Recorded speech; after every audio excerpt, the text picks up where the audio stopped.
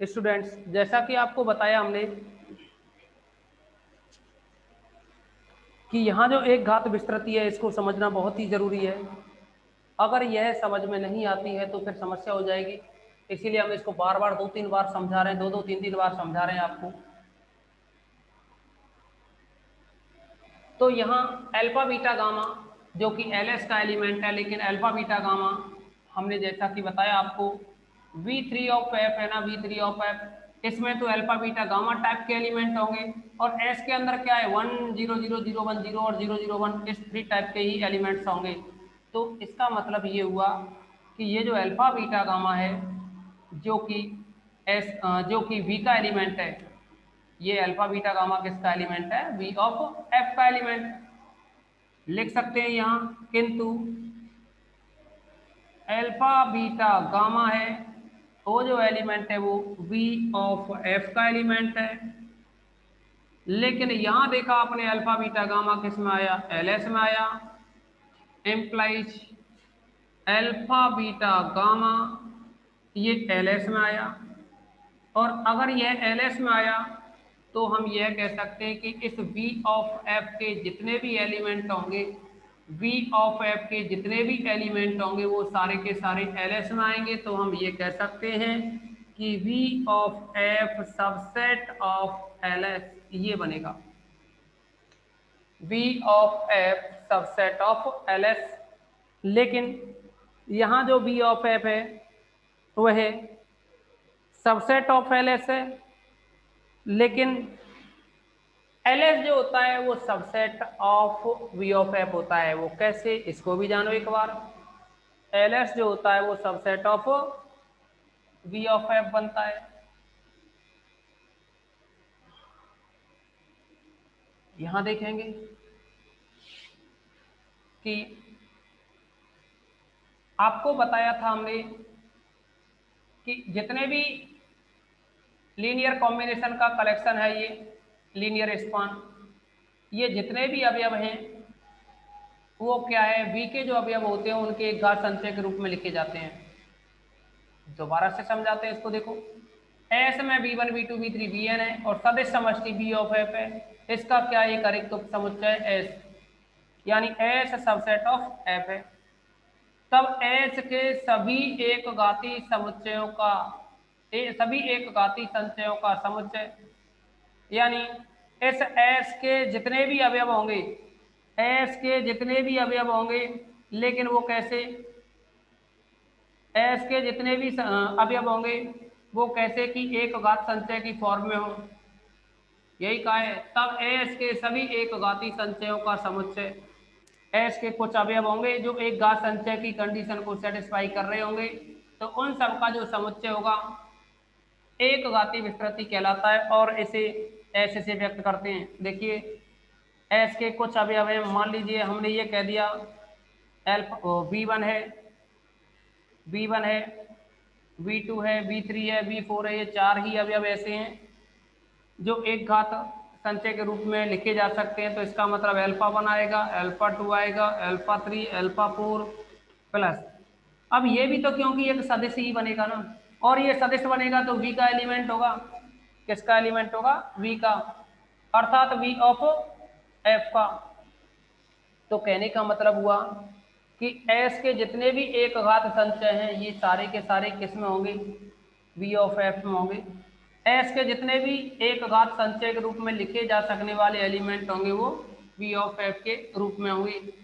और जब V of F के रूप में होंगे तो इसको हम यह कह सकते हैं, इसको हम कुछ इस तरह से कह सकते हैं कि ये सारे के सारे अवयव तो किसके हैं? एलएस के है ना, एक घात संचय के रूप में है तो एलएस के बनेंगे। ये एलएस इसके बनेंगे, इस एलएस के, अगर इस फॉर्म में है एलएस के बनेंगे। और एलएस के बनेंगे वो सब के सब किस में बिलोंग कर रहे हैं? V ऑफ एफ में। तो इसका मतलब LS subset of V of F होगा। हम इसको शॉर्ट में ये कह सकते हैं कि एक घात विस्तृति की परिभाषा से यहां लिख सकते हैं, किंतु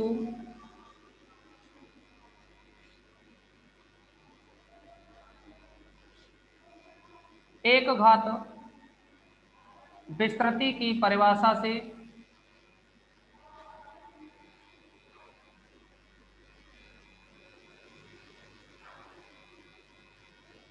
स्पष्ट है कि इस लाइन को आप याद भी रखेंगे सीधे कि जो एल एस होता है, एल एस ये subset of B of F होता है। इसको हम नंबर 1 डालें, इसको नंबर 2 डालें, तो इन दोनों की हेल्प से लिखा जा सकता है कि अतः, यहाँ देखेंगे B of F subset L S है और यहाँ L S subset B of F है, तो इसका मतलब ये इक्वल होने चाहिए। L S is equal to B of F, यह बनेगा। जो लीनियर स्पान है वह किसके इक्वल, बी ऑफ एफ के इक्वल रहेगा। तो आप इसका स्क्रीनशॉट लें। इसी के साथ इसकी कुछ थ्योरम्स हैं, उनके बारे में डिस्कस करेंगे अब।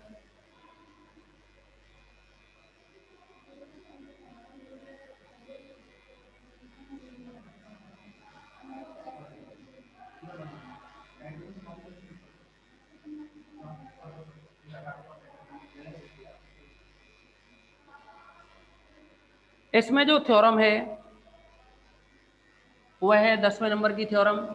बहुत अच्छी है ये प्रमेय, भरतपुर 18 में पूछ ली गई है।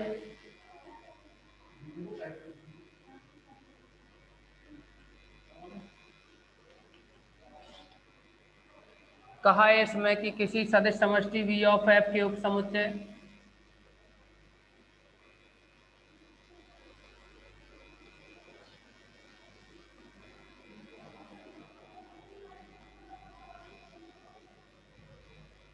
के उपसमुच्चय एस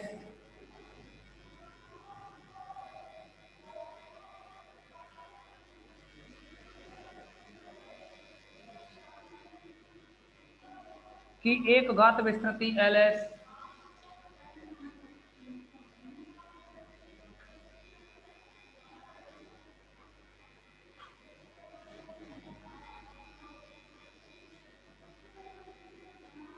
की एक घात विस्तृति,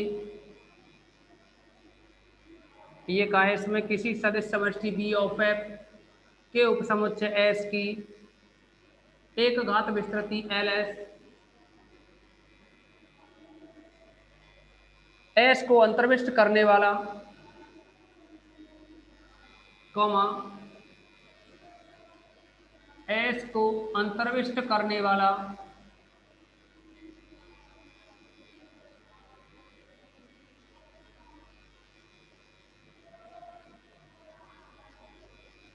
V का न्यूनतम उपसमष्टि है।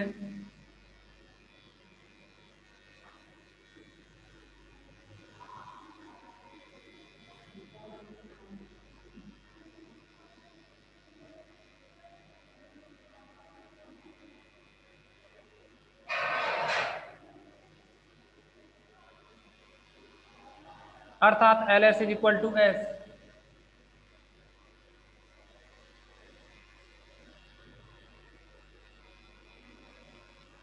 ये प्रूव करना है हमें, आगे ये थ्योरम बहुत काम आएगी।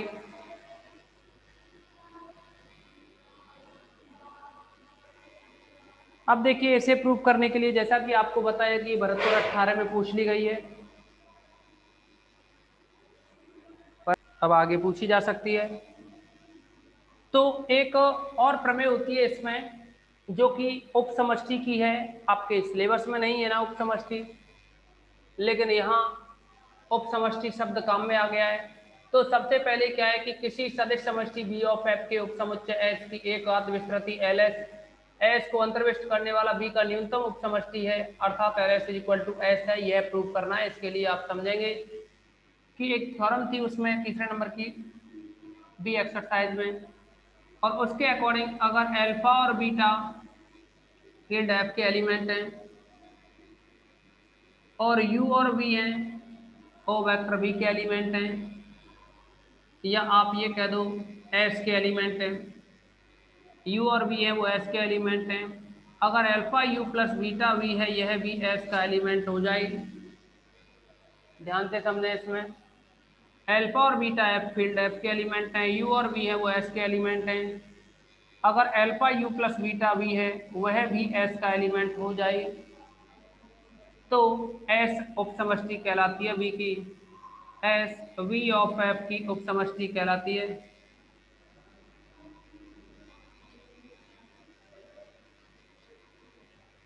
ये होगी। आप चाहो तो इसको नोट डाल करके यहीं लिखा देते हैं आपके लिए, इस प्रमेय नंबर को आपके लिए नोट डाल करके हम लिखवा देते हैं।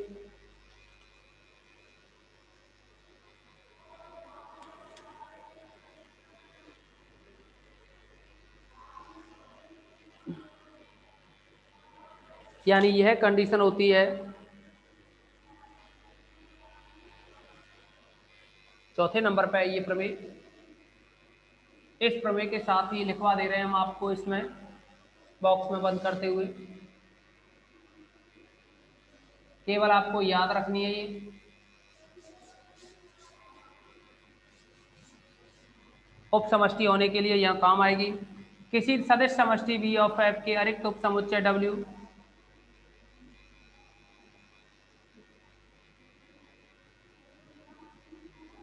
किसी सदिश समष्टि V ऑफ F के अरिक्त उप समुच्चय एक अरिक्त उप समुच्चय W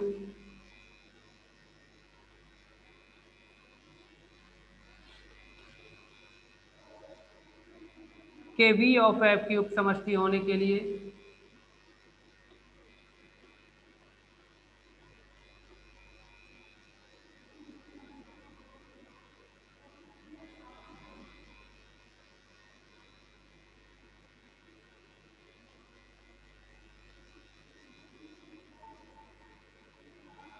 आवश्यक एवं पर्याप्त प्रतिबंध है कि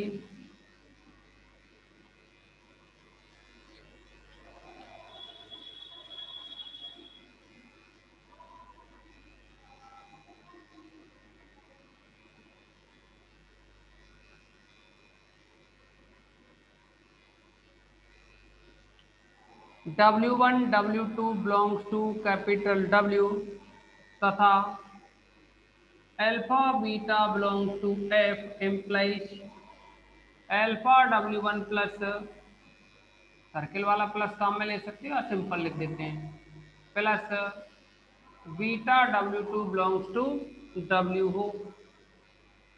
इस प्रमेय के बारे में हम बात कर रहे थे आपसे, जो कि आपको याद रखनी है।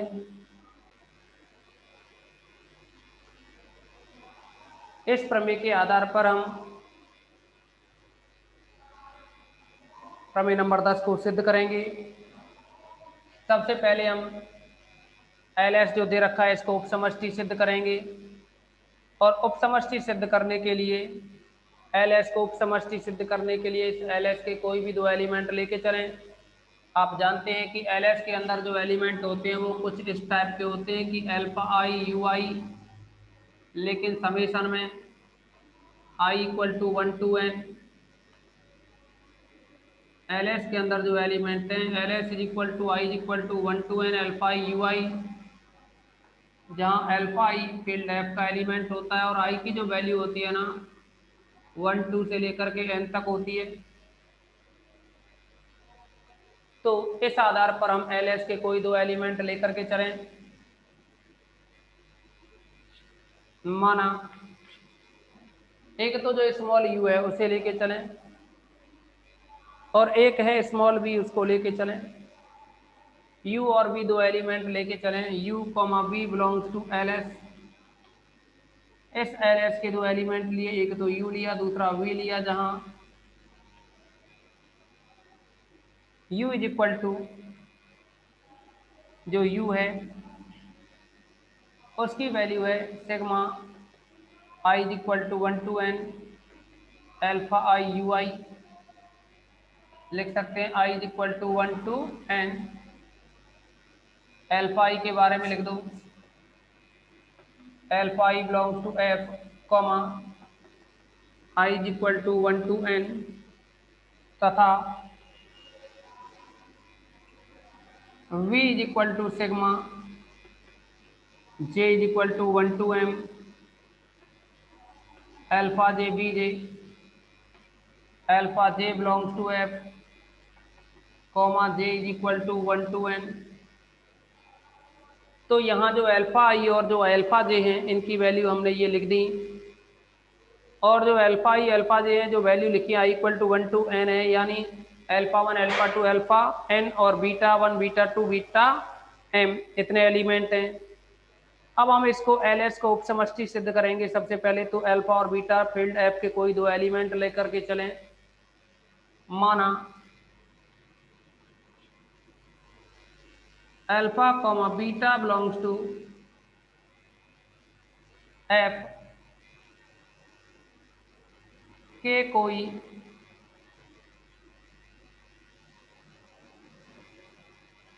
दो अवयव हैं, तब alpha U plus beta V इस वैल्यू को लेकर के चलें। अगर यह भी इस थ्योरम के according alpha W1 plus beta W2, लेकिन हमारे पास है W1 W2 की जगह यू भी, ये W में बिलोंग करना है, तो आप देखेंगे अल्फा यहाँ जो u की वैल्यू है वो है i is equal to 1 to n, i is equal to 1 to n alpha u आई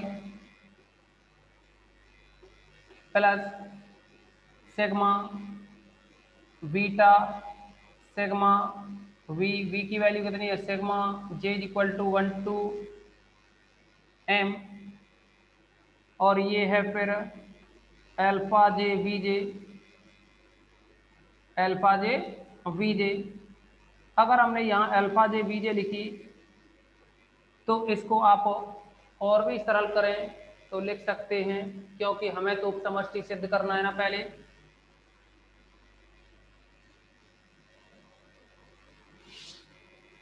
तो इसको लिख सकते हो implies alpha U plus beta B,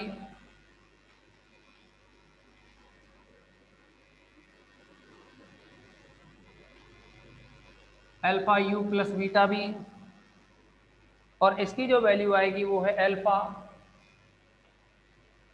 इस अल्फा को आप अल्फा ई के साथ ला सकते हैं, अल्फा अल्फा ई, और साथ में है ये sigma I equal to 1 to N, और ये है यहाँ यू आई प्लस सिग्मा। इस बीटा को जो बाहर है इसको भी बीटा अल्फा जे के साथ ले जाएं, इस बीटा को आप अल्फा जे के साथ ले जाएं तो यह बनेगा बीटा अल्फा जे।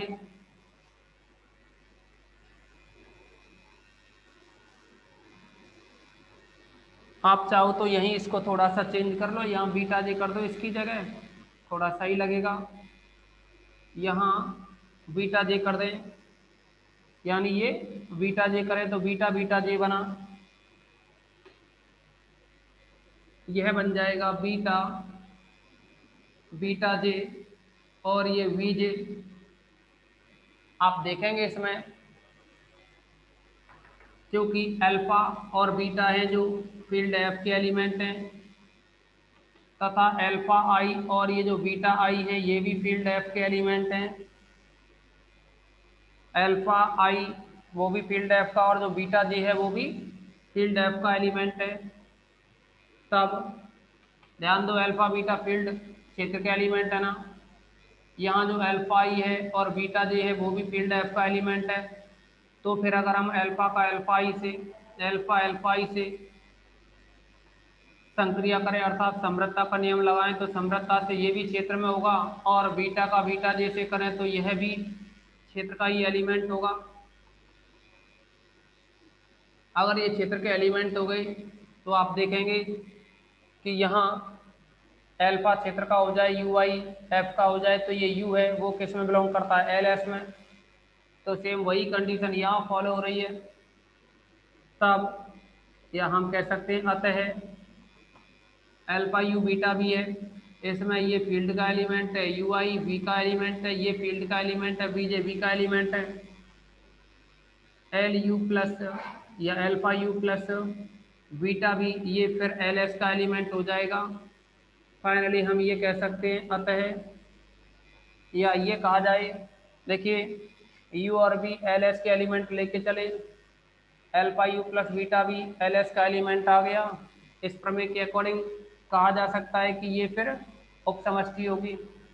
तो हम ये कह सकते हैं चूँकि यू और वी हैं वो एल एस के एलिमेंट लेके चले, implies alpha U plus beta भी निकाला, ये भी एल एस का आ गया। तब एल एस एक उपसमष्टि है।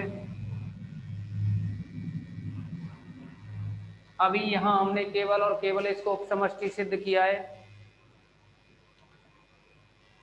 अब उपसमष्टि के साथ साथ हमें L S is equal to S proof और करना है, लेकिन ये फिर हम कल की मीटिंग में करेंगे।